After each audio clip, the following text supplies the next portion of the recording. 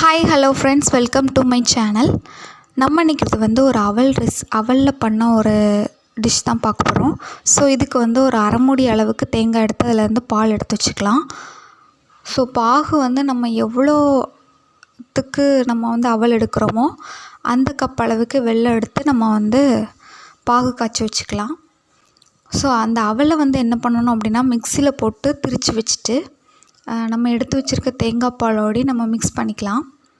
So ஒரு cup அவல்னால் 3 cup அளவுக்கு தேங்காய் பால் மெஷர் பண்ணி எடுத்துக்கோங்க. ஸோ ரெண்டையுமே ஓரளவுக்கு நல்லா மிக்ஸ் பண்ணிவிட்டு அது ஒரு மாவு கன்சிஸ்டன்சிக்கு வரும். ஏன்னா அவல் வந்து அந்த தேங்காய் பாலில் வந்து ஊறும். ஸோ இப்போ வந்து நம்ம ஏற்கனவே காய்ச்சி வச்சுருக்க பாகு அடுப்பை வந்து ஆஃப் பண்ணிவிட்டு நம்ம வந்து சேர்த்துக்கலாம்.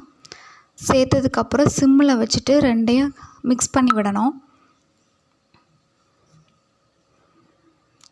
ஸோ இது வந்து சீக்கிரமாகவே அடிப்பிடிக்க வாய்ப்பு இருக்குது. அதனால் ரொம்ப கெட்டியான பாத்திரமாக எடுத்துக்கோங்க. எடுத்துகிட்டு சிம்மில் வச்சு பக்கத்துலேயே நின்று நம்ம கிளறி விட்டுட்டே இருக்கணும். ஸோ இதுக்கு வந்து நம்ம வந்து கீயோ பட்டரோ எண்ணெயோ எதுவுமே தேவையில்லை. நம்ம எடுத்திருக்க தேங்காய் பால்லேருந்தே நமக்கு வந்து எண்ணெய் தானாக திரிஞ்சு வரும்.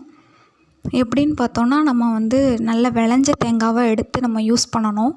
டேஸ்ட்டும் அந்தளவுக்கு சூப்பராகவே இருக்கும். ஸோ எல்லோரும் மறக்காமல் கண்டிப்பாக ட்ரை பண்ணி பாருங்கள். ஸோ இந்த அளவுக்கு களி பதத்துக்கு வந்ததுக்கப்புறம் நம்மக்கிட்ட இருக்க நட்ஸை வந்து சின்ன சின்னதாக கட் பண்ணி நம்ம சேர்த்துக்கலாம்.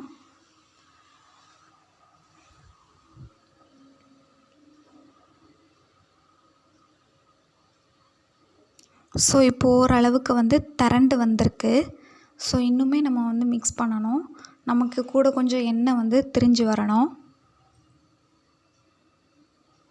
இப்போது ஓரளவுக்கு எண்ணெய் திரிஞ்சு வந்திருக்கு. ஆனால் இதை விட ஜாஸ்தியாகவே நமக்கு வரும்.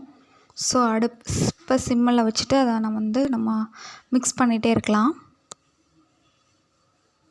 ஸோ இந்த அளவுக்கு எண்ணெய் திரிஞ்சு வதுமே இன்னொரு கண்டெய்னருக்கு மாற்றிட்டேன். நான் வந்து மாற்றும்போது பாருங்கள் அதிலேருந்து எவ்வளோ எண்ணெய் திரிஞ்சு வந்திருக்குன்ட்டு. ஸோ ஒரு 10 மினிட்ஸ் கழித்து வந்து பார்க்கலாம் அல்வா வந்து என்ன பதத்தில் இருக்குன்ட்டு.